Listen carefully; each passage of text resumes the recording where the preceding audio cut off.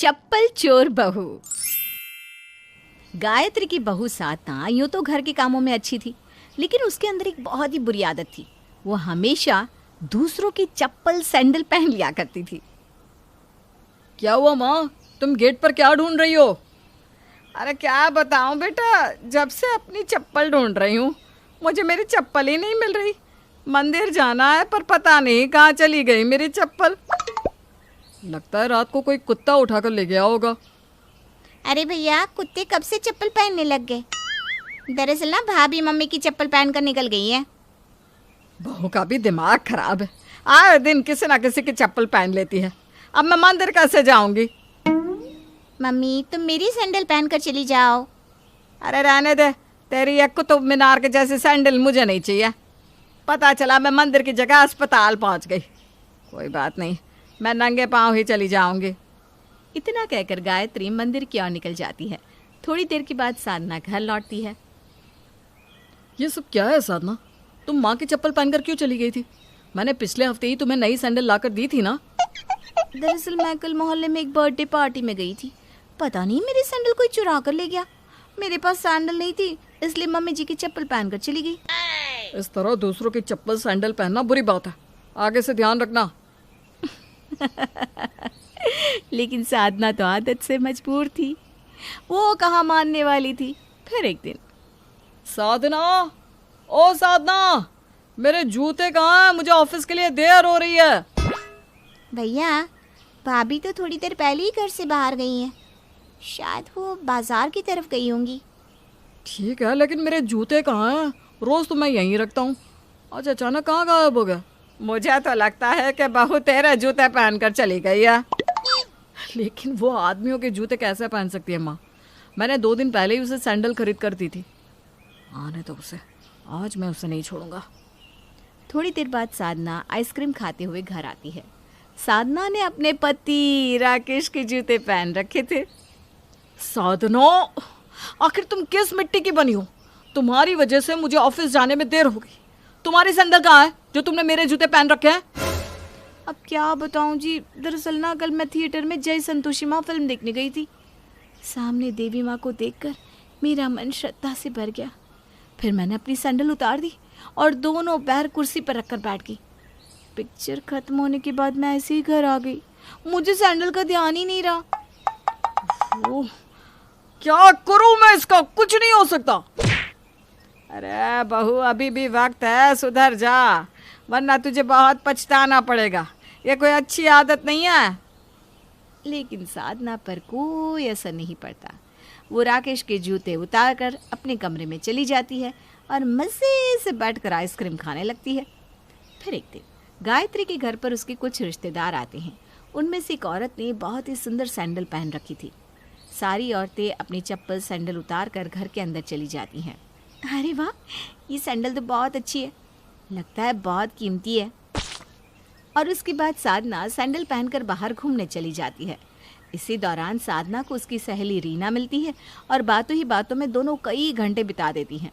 दूसरी तरफ गायत्री के घर पर आए रिश्तेदार जब वापस जाने लगते हैं तो जिस औरत की सैंडल साधना पहनकर गई थी, वो औरत अपनी सैंडल के लिए परेशान हो जाती है। अरे मेरी सैंडल कहाँ चली गई? मैंने यहीं पर तो उतारी थी। गायत्री और उसकी बेटी दोनों एक दूसरे का मुंह देखने लगती हैं। तभी गायत्री की बेटी धीरे से उसके कान में कहती है, मम्मी, लगता है भाभी मौसी की सैंडल पहनकर चली गई हैं। अब हम क्या करें? अरे करना क्या है, अब इसमें हम कर ही क्या सकते हैं? क्या हुआ? तुम दोनों माँ बेटी खुसुर पुसुर क्या कर रही हो? दीदी, तुम एक काम करो ना, मेरी सैंडल पहन कर चली जाओ। नहीं नहीं, मेरी सैंडल बहुत कीमती थी, मैं अपनी ही सैंडल पहनूंगी। लेकिन मेरी समझ में नहीं आ रहा कि मेरी सैंडल गई कहाँ? तेरे घर से चोरी होती है क्या? अगर तूने पहले बताया होता तो मैं अपनी सैंडल घर के अंदर रख देती। जी मौसी जी, हमारे मोहल्ले के बच्चे ना बहुत शरारती हैं। शायद कोई बच्चा आपकी सैंडल उठा कर ले गया होगा। बड़ा अजीब है तुम्हारा मोहल्ला। कविता, तू सैंडल का रोना छोड़, हमें निकलना चाहिए, वरना शाम की बस छूट गई तो हम अपने घर नहीं पहुंच पाएंगे। फिर आखिरकार मजबूर होकर उस औरत को नंगे पांव ही वहां से जाना पड़ता है। रिश्तेदारों के जाते ही साधना आती है, वो भी गाना गुनगुनाते हुए। आज मैं ऊपर आसमान नीचे चलो सीधे क्यों। आ गई महारानी, क्या बात है, आज तो तूने बहुत ही चमकदार सुंदर सैंडल पहन रखी है। कहाँ से खरीदी? ये तो मौसी जी की सैंडल है। मुझे लगा मौसी जी को जाने में देर हो रही होगी, इसलिए मैं थोड़ा जल्दी आ गई। हाँ भाभी, तुम तो बहुत जल्दी आई हो। बेचारी मौसी जी नंगे पाँव यहाँ से चली गई। हे भगवान, मैं अपनी बहू का क्या करूं, क्या करूं, क्या करूं? समझा समझा कर थक गई हूँ, लेकिन इसके कान में जो तक नहीं रेंगती। अब रहने भी दीजिए ना मम्मी जी, मैंने कोई चोरी नहीं की, ना ही कोई डाका डाला है। ये लीजिए आपकी बहन के सैंडल। इतना कहकर साधना सैंडल उतार कर फेंक देती है और अपने कमरे में चली जाती है। फिर कुछ दिनों बाद गायत्री अपने परिवार के साथ एक शादी में जाती है। साधना परिवार वालों से अलग होकर यहाँ वहाँ घूमने लगती है। थोड़ी ही देर में वो शादी के हॉल में बने दुल्हन के कमरे के बाहर पहुँचती है। वहाँ दुल्हन की खूबसूरत सैंडल रखी हुई थी। साधना अपनी पुरानी सैंडल उतार कर उसे पहन लेती है। वाह, क्या बात है, सैंडल की फिटिंग कितनी अच्छी है। उसके बाद वो बाहर लॉन में जाकर मज़े से खाना खाने लगती है। थोड़ी देर के बाद फेरे लेने के लिए दुल्हन को बुलाया जाता है। हे भगवान, मेरी सैंडल कहाँ चली गई? मैंने तो यहीं दरवाजे के पास रखी थी। मम्मी, ओ मम्मी! दुल्हन की मम्मी भागते हुए आती है। क्या हुआ बेटे, क्यों चिल्ला रही है? जल्दी चल, पंडित जी बुला रहे हैं। कैसे चलूं मम्मी, मेरी सैंडल चोरी हो गई। अरे बाप रे, ये क्या बोल रही है? तेरी सैंडल पूरे 50,000 रुपए की थी।